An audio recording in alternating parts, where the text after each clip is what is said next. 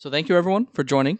My name is Cody Armstrong, and as you can see from the slide today, we're talking about animating mates in Onshape. And this is going to be a very short webinar, really just intended to show you that one bit of functionality. But the reason we thought it'd be a great webinar is just because of the sheer number of questions we get around this kind of capability. So the goal today is, again, very basic, very short webinar, just showing you the animation ability when we're talking about mates and Onshape. Now, as I always say with these webinars, I really encourage you to ask any questions that you'd like. There's a questions dialog in the GoToWebinar control panel. Feel free to ask any question, and I'll do my best to stop and address the questions as we're going through the webinar here today. So again, short webinar, feel free to ask any questions as we're going through things. I have a number of different examples and little things to show you here today. So let's dig right in. Now, the first thing I want to do is, of course, go briefly over the agenda for today, real short. First, introduce you to the Animate command. The Animate Mates, you'll see it in the right-click menu. It's very easy to use. And then demonstrate a few simple examples of it and go over how to use Animate Mates, some of the options, some of the things that you can set, and some of the important things to keep in mind when you're animating a mate. Now, as I always say with these webinars, feel free to ask any questions, and I'll do my best to give you any answers that I have. So there's a questions dialog in that GoToWebinar panel. Feel free to type in anything, and I'll do my best to answer. So introducing you to the Animate Mates command. It's actually a relatively new command for us. I believe 3 or 4 updates now, forgive me, ago. So, something like a few months now that this command has been around. And it's just something that we get asked so often. How do I animate mates? How do I create animations in Onshape? So pretty important. The key thing, if you're not familiar with it, animates motion at the assembly level. That's what this command does. And it's an important thing to keep in mind. This is done solely at the assembly level. And it's an option associated with the mate that you choose, which means that it's based on the freedom of the mate that you choose. And this is an important step. Essentially what we're doing is building on top of the already built assembly, the motion that's already within the assembly. And so it's a very easy way to say, okay, I have a cylindrical mate, it's free to rotate, now animate it rotating, all right, because that freedom is built into the mate itself. But that's an important tip that I have for those users that are just getting started, is realize that really what we're doing here is we're animating the movement of a mate, which means, of course, the mate needs to be in place and it needs to be free to move in the direction that you want to animate. So that's probably the first and most important tip that I have for you today. Really what we're doing is animating the already existing mates that you've defined. Okay? Now, you can right-click any one of these mates in the instance list, and you'll see the option to animate. So it's a very simple thing to do. I'm not going to spend a ton of time on, many different examples of this. I think that a lot of users get it, but I do want to show it and really just kind of highlight a few of the little settings and things that can make a big difference when we're talking about animating. So again, real short, not going to take a lot of your time here today. Now, the other thing I want to point out, the mate dialog itself. So when you start to use Animate Mate, you're going to see, of course, the mate dialog. There are a few things to point out. Notice the first box at the top of the dialog says mate degree of freedom, DOF, to animate. So again, all we're doing is we're animating that movement, that degree of freedom of an individual mate. You have a degree of freedom that you want to specify. You have a start and end value. And that's a very important part of how we're defining the movement, is what are the start and ends. And I'm going to show you an example of this. You can interact with limits, mate limits as well. And then we have number of steps. So over this start and end value, how many different steps will be involved in the animation? So very easy. The last thing I want to mention here, of course, you have a big play and a big stop. I think for most people, that's pretty straightforward. You have play starts it, stop stops it. But the big one is reciprocating playback. We have an option to reciprocate, which will give you essentially an endless animation that you could then maybe screen capture or whatever you're trying to do. Now, a question that's come up, can you describe how to mesh gear teeth at some point, please? And I will mention this later on. I do have a few examples. But there are a few tips you could use to get your teeth meshing correctly in your gears. All right, so I've mentioned you must have a degree of freedom. Your mate must be free to move in some direction, which means, of course, for instance, a fasten mate is not an option. So you can't animate a fasten mate because there is no degree of freedom. There's no movement. So you must choose a mate with movement, some kind of freedom. You must choose a start and end value. And I'm going to go over this in just a bit, and then define a number of steps. And the default is somewhere around 60 steps per second.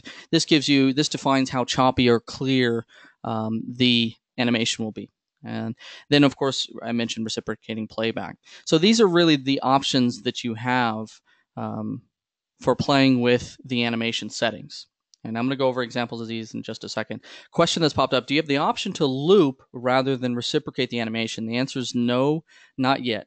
But I will show you there is a way where we can set the in value to a very high number and accomplish something similar. It's not endless, but it's a very long animation. So there is something you can do.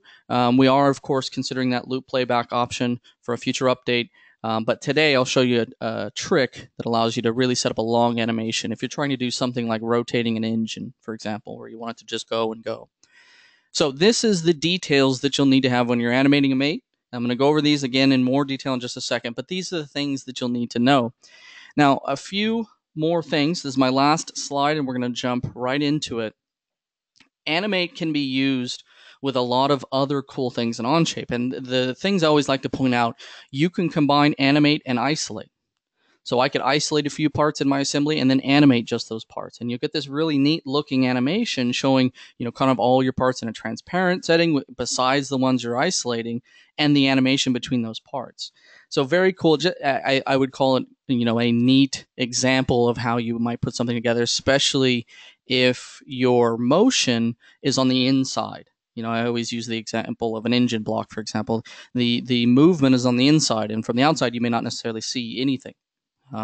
So you can combine animating the mates with the isolate command, which gives you really neat animations. You can also combine animating mates with section view. And so if you're trying to, again, see the inside of something, or maybe you want to slice it down the middle and see the animation from that point, you can do that. Section view and animating mates works just fine. And finally, you can combine animating mates with the limits that you've established in your mate. And I have an example of this, but just keep in mind, the example I have, the video that you're seeing on the left is an arbor press. And, you have this rack pinion relation, and the linear travel of that movement is defined as a limit in the mate. When I go to animate it, it's automatically respected.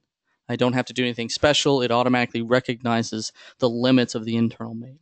So animating mates works with limits, works with section views, works with isolate. Very cool stuff if you haven't already, and I have examples of these in just a bit.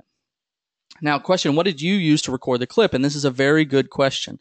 As of today, we don't have a tool to export a movie file or an MP4 or some video format.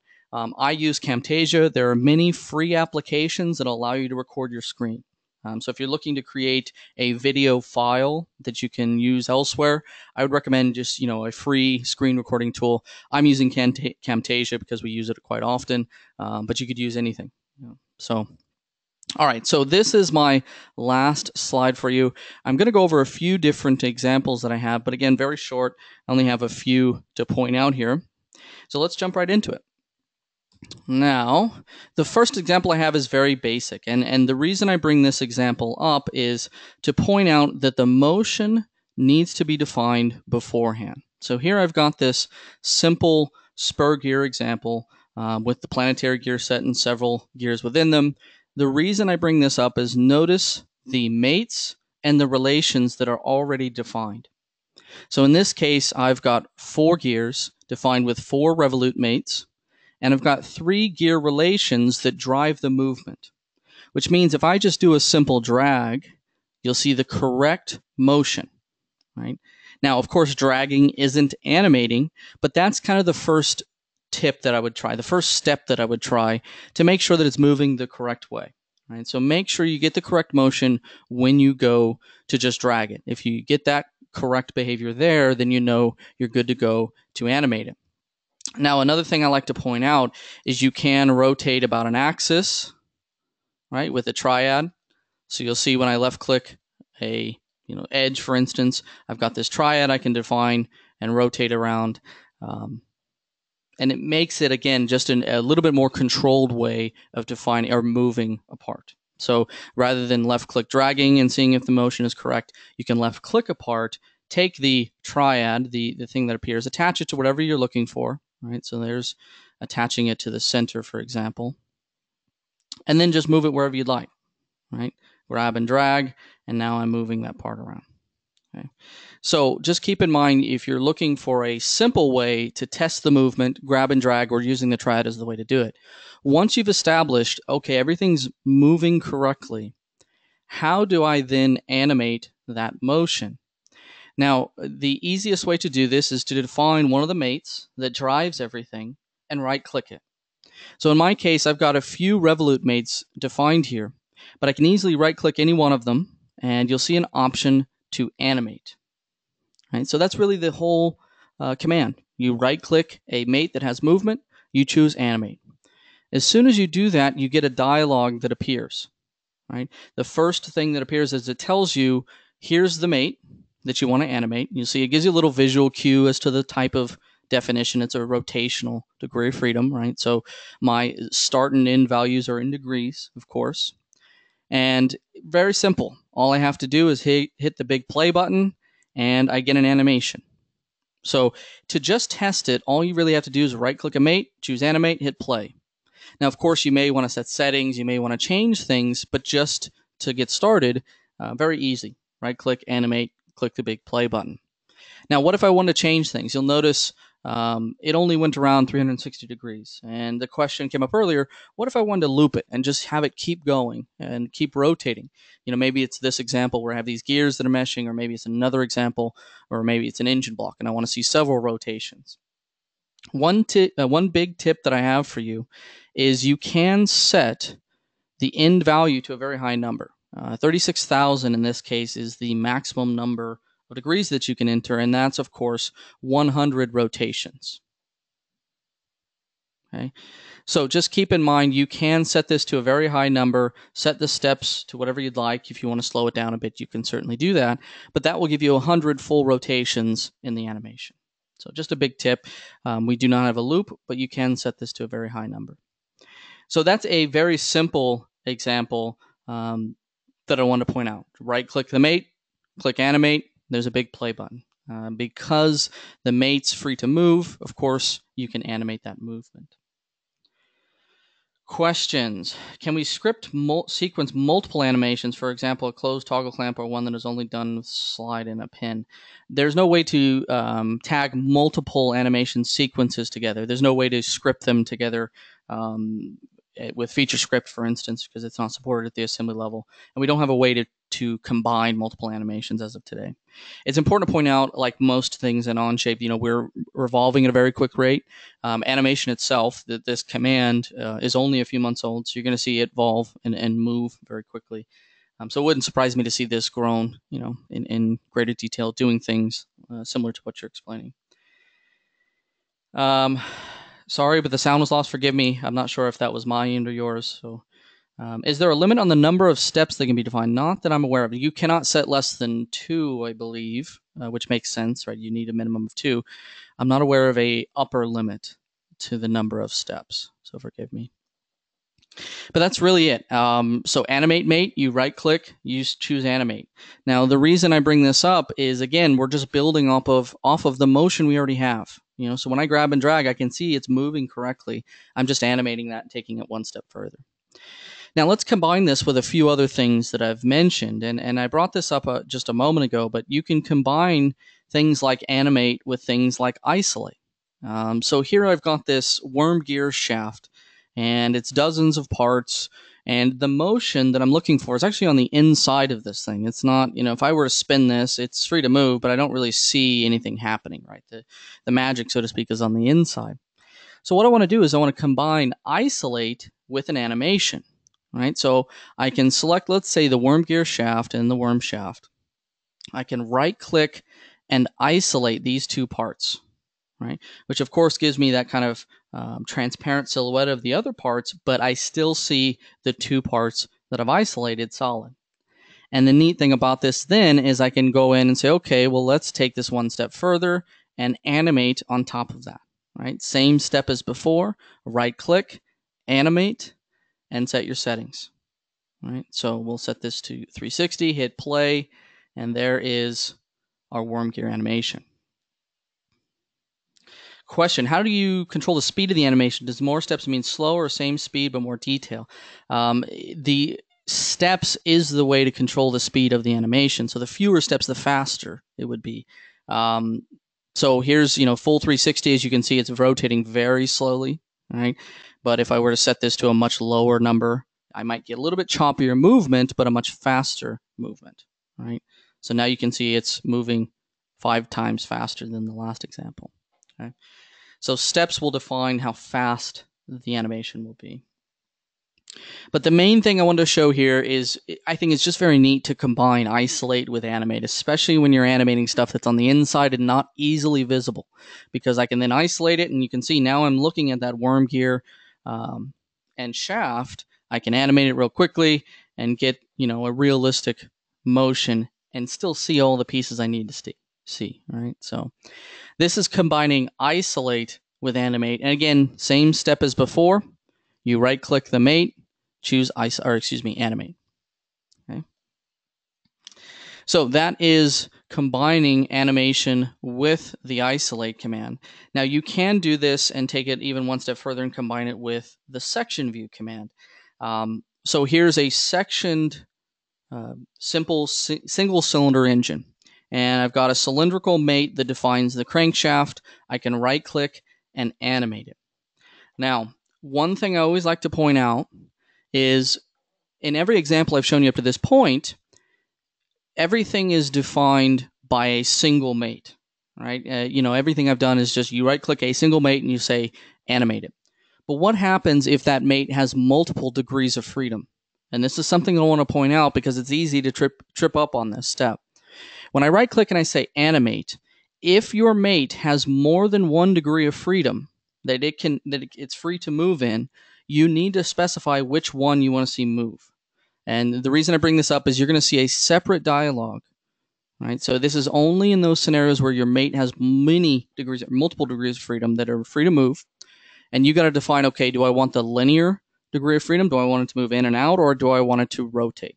Right? A cylindrical mate has both. So you have to define, okay, what do I want to see move? In this case, I want to see the rotation of the crankshaft, not the linear travel of the crankshaft, right? So I select the cylindrical mate from the list and it populates.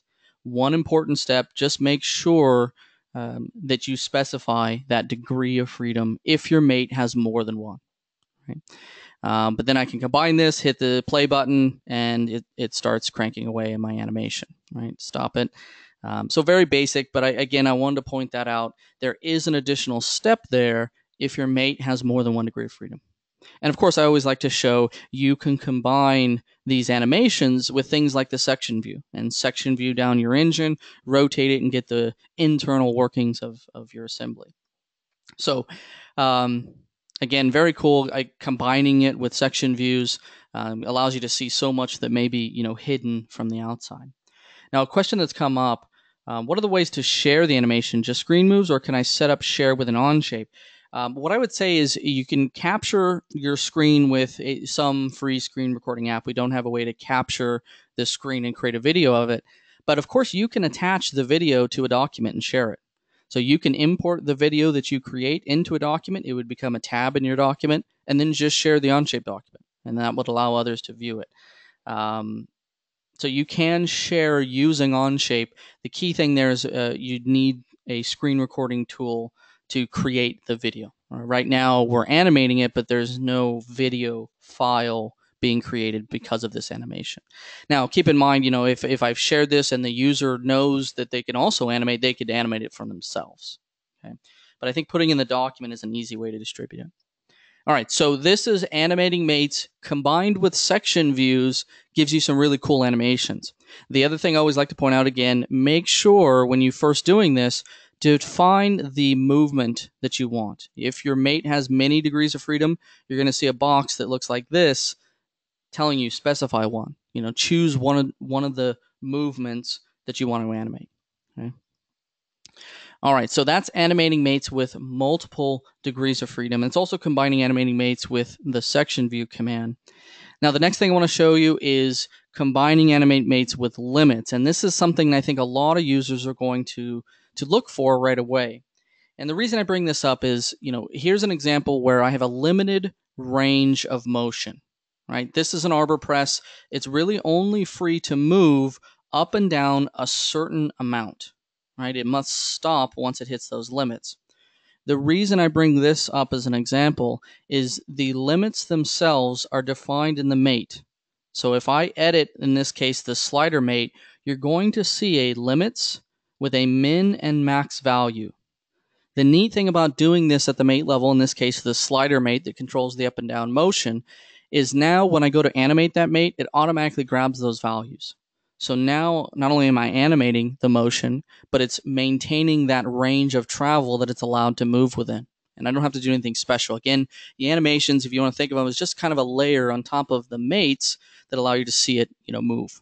So very simple, but the main reason I want to point this out is, in this case, the limits must be defined in the mates, and then they're grabbed automatically when you go to test your animation. Now, in this case, it's an easy way to define it. Technically, if you animate a mate, you can specify start and end values that would accomplish the same thing. But as a general rule, if the motion has a certain range of travel in the assembly, it's best to define it in the mate itself. You can specify start and end values, but this does not push back, so to speak, into the mate. And so if you grab and drag, it wouldn't move like you'd expect. So in general, if you're going to establish limits to your mates, I would do it at the mate level. It will automatically grab those start and end values for you when you go to animate. Notice that when I animate that slider, you see negative 1.875, 2.625. Those are the same values that I entered in as limits in the mate itself. But that's really it. Once you've got a mate with limits, you right-click and animate it. It populates the limit values. You hit the big play button, and it goes from one value to the next. So not very complicated, again, but just kind of trying to drive home the concept of, kind of building on top of what you've already done in your mates. Okay. So a few questions that have come up. Can you animate non-mated components? No, the entire thing is built off of the movement defined in your mates. So the movement that you have is only defined by the mates. In the case of non-mated components, it could move in any direction. It would be more difficult to control. So again, think of this as a capability on top of our mate commands. Question, can a limit be defined by an interference surface? No. You would need to figure out the range of motion, the actual values to enter. Now, I will say that you can grab and drag, and you get a rough idea, would tell you the number, but there's no way to say stop when it hits this face, at least not as of today. But just keep in mind, you just grab and drag, figure out the range of motion, enter in those numbers, and you accomplish the same thing. It's a little bit more manual, but of course, can still be done. Question, exploded views in and out. You could accomplish something like animate an exploded view. I've seen this done. It's admittedly not the cleanest solution, but creating a copy, for instance, of an assembly, and then changing to slider mates and just dragging slider mate positions up and down. But there is not a way to create an animation of an exploded view. It would take a manual step of, grabbing, dragging, with a linear mate and capturing that, with your animation.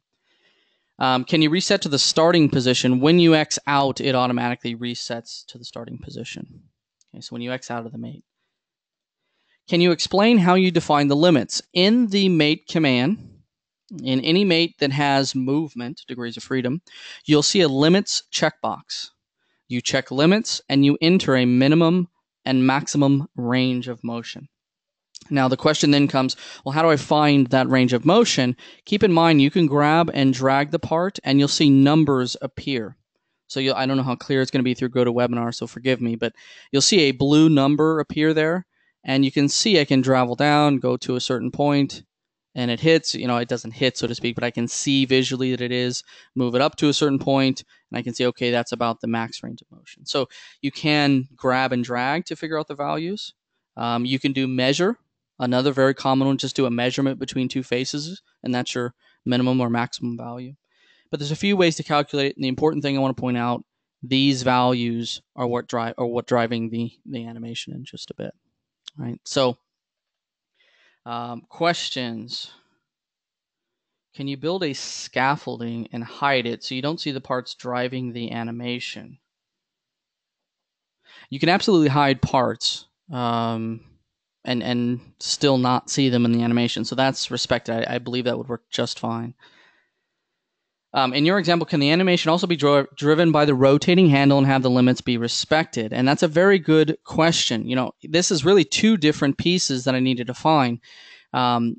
The Revolute Mate also has the freedom of motion, but it does not have the same limits defined in it, right? So it's important to keep in mind, in this case, I would want to define by the mate that has the limits, okay?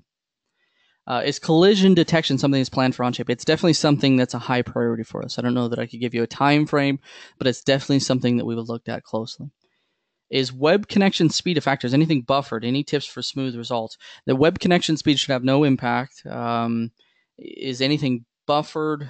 I don't believe so. Of course, the steps are going to define the smooth results. So that's the only real factor that I have to control that. Can you have a sequence of animations play? That was asked earlier. The answer is no. So no combination of animations. And can isolate be used with section view? Yes.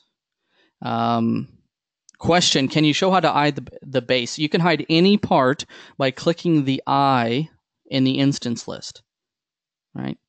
So here's part 1. That was the base. I click the eye, and it hides and shows it. Okay. And of course, you can combine this with your animations as well. So if you don't want to see certain parts in the animation, just hide them. Okay. Question, when another user is watching my screen, this is not shown. Is Animate Mates shown? And it's important to point out, while you're in the animation, I do not believe follow mode supports it. And I think that's the question. So if another user is watching your screen via follow mode, the animation, I believe, does not show through follow mode. So I'm fairly certain that's something that's already been reported in as a bug and is currently being looked at. So, can animations be used with imported models? Absolutely. The only key there is, of course, you would need to define the mates in those imported models. Because it's all built off the mates, when you import it, there will not be any mates. You'll need to create the mates that define the motion that you're looking for. Okay. But the imported geometry doesn't make a difference. Can the animation be exported as anything? No. You can use a screen capture tool to accomplish something like that, and that's what I've seen most users doing, just recording their screen and exporting as a GIF or an MP4, for example. How do you make the base partially transparent? It's important to point out all settings regarding the appearance are done at the Part Studio level. So here I've jumped into the Part Studio for the Arbor Press, and I can right-click the part, choose Edit Appearance, and then set the opacity. Okay. It's important to point out you're setting the entire part's opacity. If all you're trying to do is temporarily set a number of parts to transparent, I would recommend the isolate command. So I can select a few parts here and isolate them, and then the others give you that transparent look, right? So just keep in mind, you don't necessarily have to set the parts transparent, like I showed you a moment ago. If you're fine with the way this looks, isolate is a very easy way to do that. Questions. Is this functionality exposed in an API? Any scope for partners developing App Store animation? To be honest, I'm not sure if you can tap into animation in the Mates using the API as of today. There are several apps that have animation and already built into them. So if you're looking for more robust animation capabilities, things like maybe gravity or those kinds of impacts, there are apps in the App Store that will accomplish that. So definitely check that out. If you're looking for something that's a little bit more complicated, perhaps, that involve physics and things like that, then you may want to look into the App Store. Okay, so that is really what I had planned for you. I have one more example that I wanted to show. And admittedly, the only reason I want to show this example is I just feel it's really cool. This is a 4-stage planetary gearbox with a, output of 212 point something to 1. So when you look at this assembly, it has several different stages within it, and I want to animate all the various stages of this assembly. And the neat thing about this is it's all, again, we're just building off of the mates that exist in each of the subassemblies. Here I've got a subassembly for each stage, and if I start to drill down into one of the subassemblies, take a look at the mates for it, I can animate one of these mates and move the entire thing. Again, so the main thing I like to point out about this, just a very neat example more than anything else, but also the fact that you can animate subassemblies and have them drive other subassemblies. So again, it's all dependent on how you've established those mates. Here I've got one revolute mate for the sun gear of this planetary gear set, and it drives everything. Right? So if I rotate this one mate, it will drive everything, every gear in this planetary gear set. So I can right-click, again, animate, set my rotation amount, my details, let's set it to, let's say, 3600, and then just click play. I'm not sure, again, forgive me, how clear this is going to be in the GoToWebinar, just because of the kind of the choppy nature of GoToWebinar, so to speak, but very neat capabilities. And again, think of it as a layer on top of our already existing mates. Right? So now you'll see when I rotate that one gear at a certain speed, I get 212 to 1 at the output shaft. Okay. All right. So that really is what I had planned for you. Bear with me. I have just one more slide. If you have any questions about today, feel free to enter them in. I'm going to stick around and answer any questions that you have, so feel free. But that's really what I had planned. I want to say thank you again for joining, everyone. Again, feel free to ask any questions. I'll stick around. But that's it, everyone. Thank you, and have a good day.